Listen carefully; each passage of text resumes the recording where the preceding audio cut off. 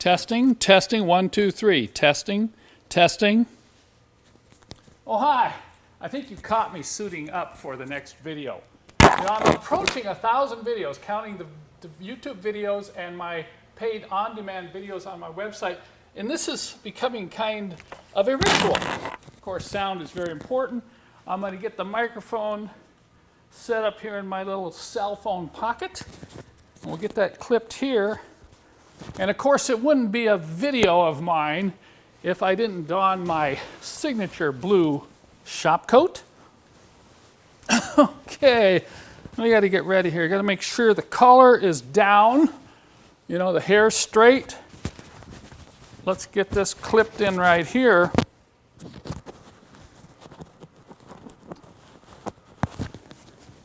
Look at this. Look at how many times I've done this over the years. Oh boy, I don't know how much longer I'm going to be able to do it at this age, you know. So then, of course, we've got the signature green gloves. Now, this is going to be something some of you might not know, but there's a reason I wear these green gloves in all my videos, and it's not just to keep my hands clean. It actually has to do with the exposure of the camera. Green tends to fade away, tends to stabilize the exposure as I'm moving the camera around. It also protects my hands, too.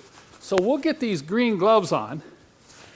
And the next thing I'm going to have to do is get the camera set up. Now, the camera is currently filming me, so I can't show you the camera on my stand. But here's my rig right here, folks. Now, this has been developed over about 5 years of filming. You can see I've got the tripod on caster wheels. I can raise and lower the tripod. I have a battery-operated LED light that I can direct right on the scene that I'm shooting. And then I have 2 locations to mount the camera. And notice these are pistol grips, which can quickly adjust the tilt and the angle of the camera before I start the roll. So we'll be setting this up for this very first episode in what we're going to call Kent's Garage. Now, this will be kind of an experiment. I don't know how many episodes we're going to have. It'll depend a lot upon the response of you, the viewers. But the idea is to have an episode every week. And we're going to go over some of the things I've been doing in the shop. We're going to talk about some of the new products I am developing or have developed, and then I'm going to answer some of the questions. So we're going to start this episode by talking about some of the videos I've been working on this week, and they have to do with this Mercedes turbo diesel engine over here. This is a 5-cylinder turbo diesel engine that I recently pulled out of a 1981 300 SD, and I've been using this engine along with another engine that's torn apart to kind of go over some areas that would be of extreme interest to you diesel owners. These are called diesel maintenance tips, and they're specific to these engines from about 1968 all the way up to about 1985.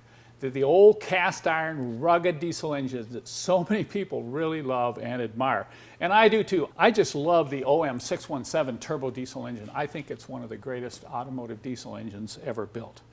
So I've done a number of videos in this series, and this week I focused on 3 areas. I focused on the turbocharger down here and went through a lot of the things that you may need to consider when dealing with this engine related to the turbocharger. And I really encourage you, if you ever pull a diesel engine out of a car and you're working on it or getting ready for a transplant, overhaul the turbo when it's out of the car. It's a lot easier. I also talked about the vacuum pump. These pumps are driven by the engine. They produce vacuum to control a number of functions on your car, and they do fail with age. And I took one of these apart and I went through every single thing that can go wrong, both outside and inside the vacuum pump. And then finally, the other video I shot this week was related to this bracket that holds the air filter housing and the problems related to this bracket, the problems with it breaking, the rubber mounts, and so on. So that's going to be a video all by itself. So I'm going to post these videos on diesel engine maintenance over the next 3 or 4 days before we have episode 2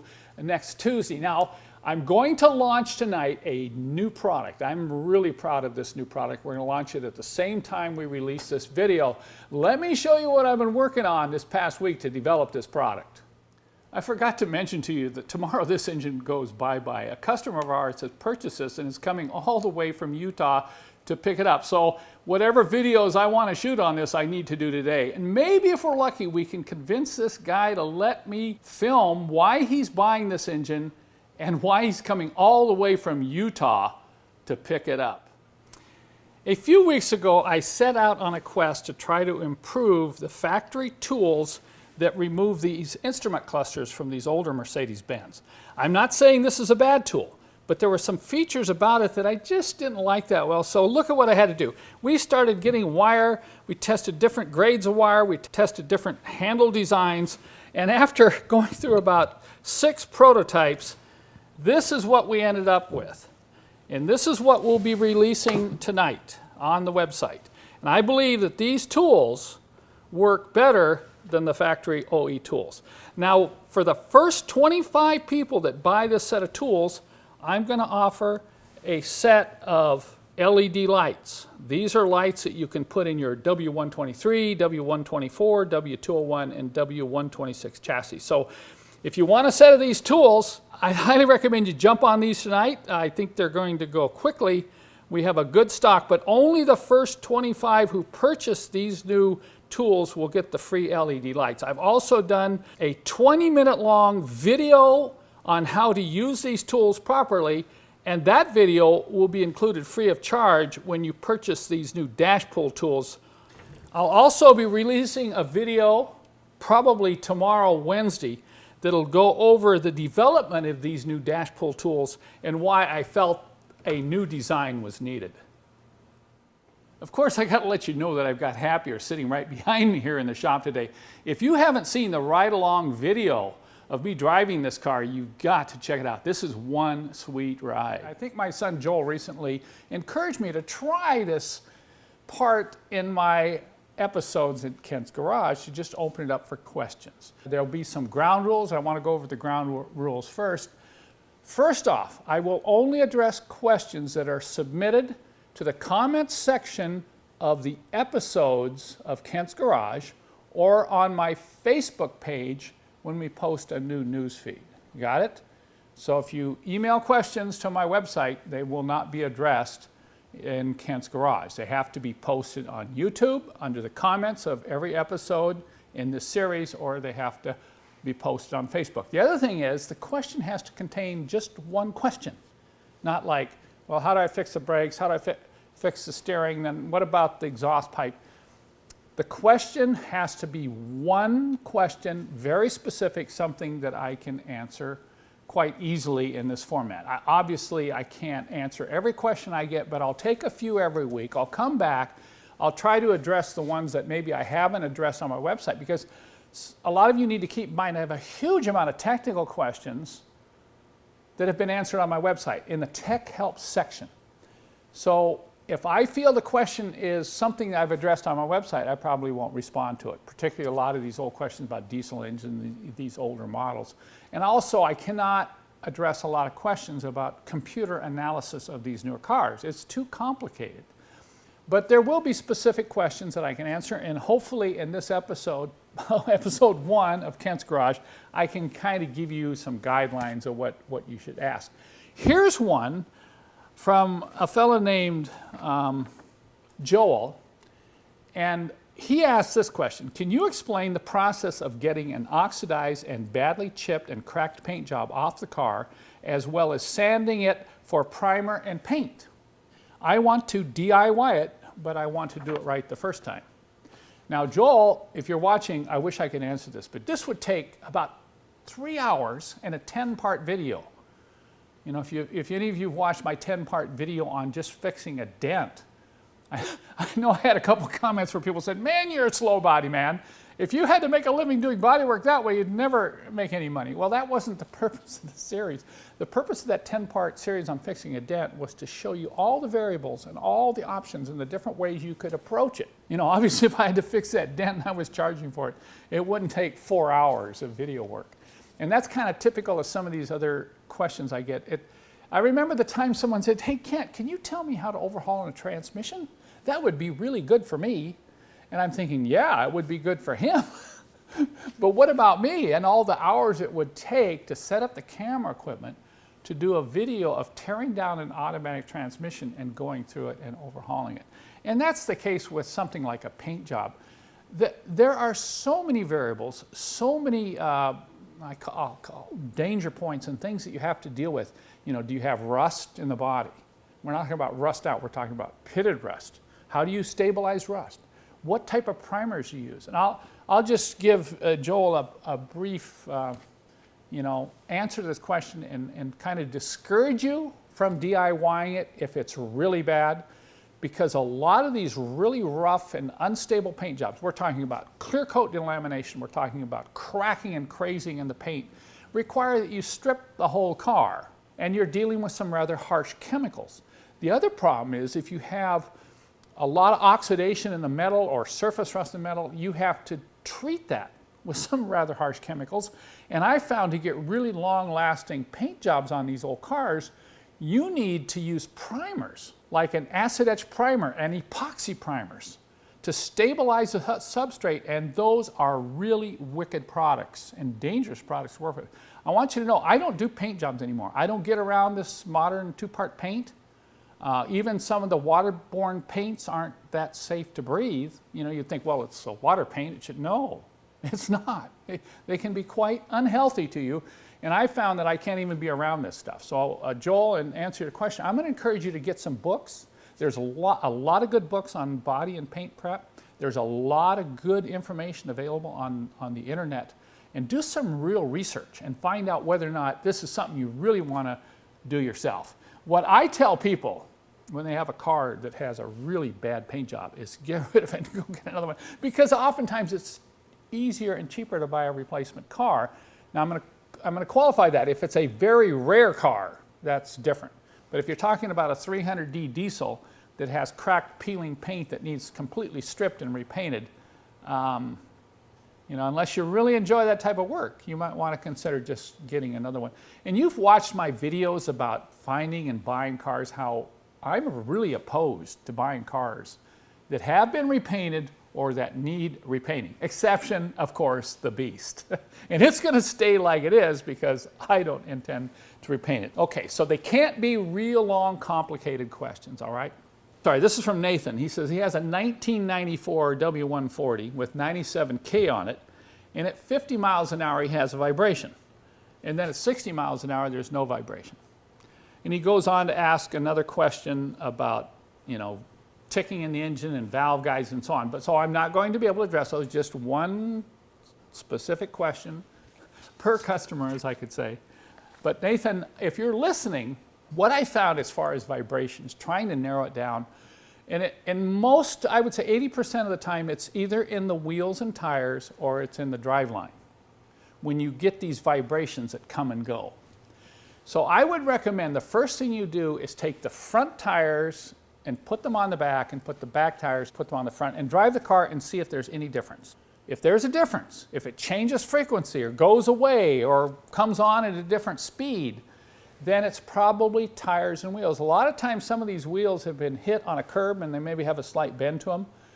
Once you're pretty sure it's not tires and wheels, I would go after the drive line, the drive shaft, flex disc, and the center bearing carrier, because drive lines will set up a vibration at a certain speed and they'll vibrate through the car, and you might think it's coming from the front when actually it's in the back. So drive shafts can fool you. So I'd check those two things out.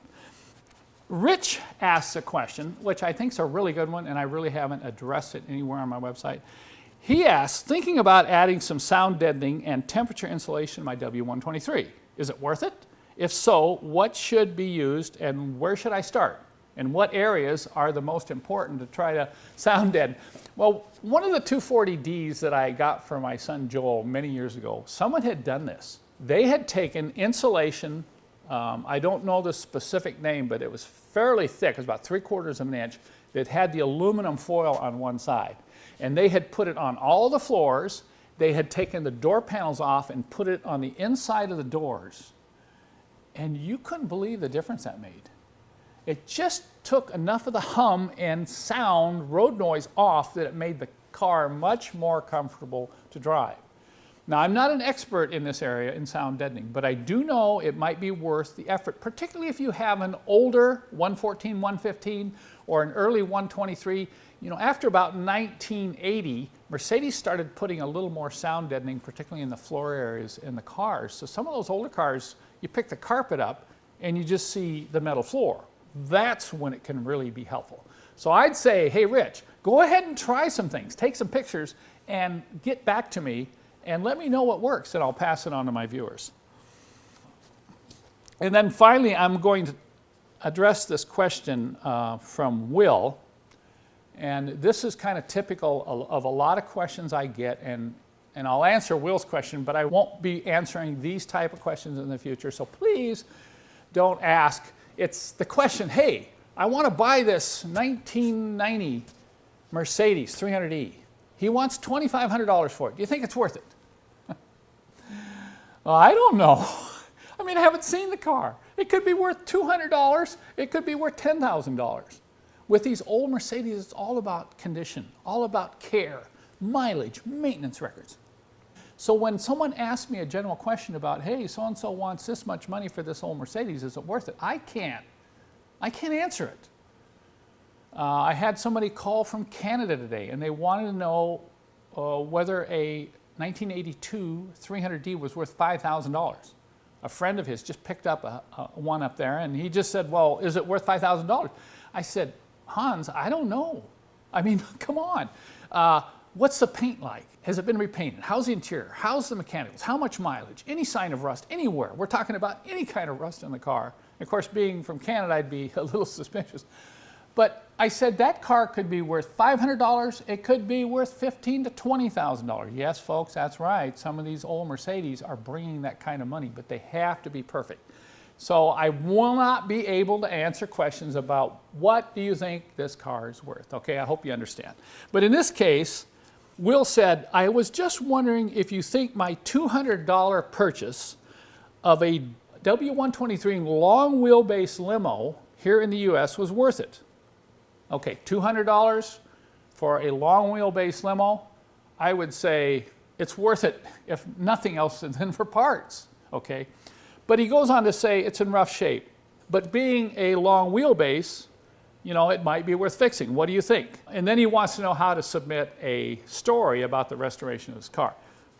Well, Will, what I'm going to say in reply to your question is, it's your baby, it's your call. I can't tell you whether it's worth it. I mean, I'm getting older here, and when I look at a car that needs full restoration, I run. Except the Beast. Okay, I'm sorry. You know, it's just, they can be so time consuming, and they tend to take twice as long as you think, and if it's got rust, then it's, you know, endless work. So you're going to have to decide, you know, it might not be worth it in terms of the car's value, but maybe if you enjoy that type of work and you're going to enjoy, driving a W123 limo, then it's worth it to you. I can't say, I haven't seen pictures of it. But you're going to have to make that call. You're going to have to sit down and kind of pencil out what it's going to take to restore this. And you may decide that it's not worth it. Now, on a side note, 3 days ago I went and looked at a 300 TD wagon. Now, these are getting to be quite valuable in really good condition. Unfortunately, this wasn't in very good condition. It looked good from 20 feet away. I'm going to post a video here probably next week on this one. But I did a walk around, and as I tell so many people, when I walk up to an old Mercedes-Benz, the first thing I do is I walk around it, take about 2 or 3 minutes. I walk around it, open the engine compartment, look inside, look at the interior, check the paint out, see if it's the paint savable, whether it's original. And at the end of that first walk around, once again, 3 to 5 minutes max, I make the decision, is this car worth repairing? If it's not worth repairing, I do one more walk around. And I walk around the car looking at all the parts. Because often, believe it or not, many of these old Mercedes are worth more as a parts car. I know it's sad, some of you say, well, we can't, we need to save everyone, but in reality, you can't. Well, in the case of this wagon, this 300 TD wagon, there were a couple things. The engine, the amount of oil, it wouldn't start. The amount of oil in the air filter housing showed me that the engine had excessive blow-by, and it wasn't starting when it was cold. I bet you the engine is worn out. Of course, he was saying, hey, this only needs a valve adjustment and you'll be ready to go. Don't you just love it when you respond to an ad like that? Well, I looked at this thing one time around, and it was ratty. There were all these signs of the car not being loved, like side trim falling off, visors broken out, inside rear view mirror, broken off, and just a general feeling that all this car had been ever taken care of was for the purpose of driving and no maintenance on it at all. So I did another walk around and said, okay, this car might be worth it for parts. So I just share that tip with you viewers. You know, if you're gonna go out there and look at these cars, do a 2-part walk around. And maybe I'll share some tips with you next week when I post this video on checking out a 300 TD wagon. So that kind of gives you an overview of the type of questions I can answer and how I will be answering them. You know, depending upon how long, you might have anywhere from 4 to 8 to 10 questions. So please, folks, please, just because you submit a question, I cannot guarantee I can answer it. So I appreciate your understanding in this. I ask that you submit the question and cross your fingers. I know that I'll get questions. Once again, they have to be submitted through YouTube on links to these episode videos, or they have to be put on Facebook.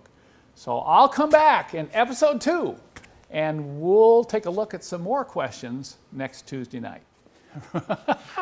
Rolling after 3 seconds. So that concludes episode 1 of the historical. So that concludes episode 1 of Kent's Garage. Be sure and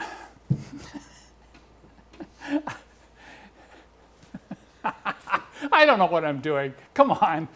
I think we're at the end of this episode, by the way, but I'm not sure because I'm starting to lose it. You know, after 3 or 4 hours of filming, it's like, I'm getting kind of tired here. So you can leave your comments. Tell me if you don't like it. We won't do anymore, okay? And that'll be a little easier in my time schedule. But look right here. We got everything laid out for the next episode. Episode 2 coming next Tuesday night. We're filming a number of videos. This will be my first video class. It'll be 2.5 hours long. It'll be available on my website, but it's going to be about these parts that you see here. I bet you some of you are already guessing, oh, Ken, I know what you're going to talk about here. So stay tuned for episode 2 coming next Tuesday night to your friendly YouTube channel.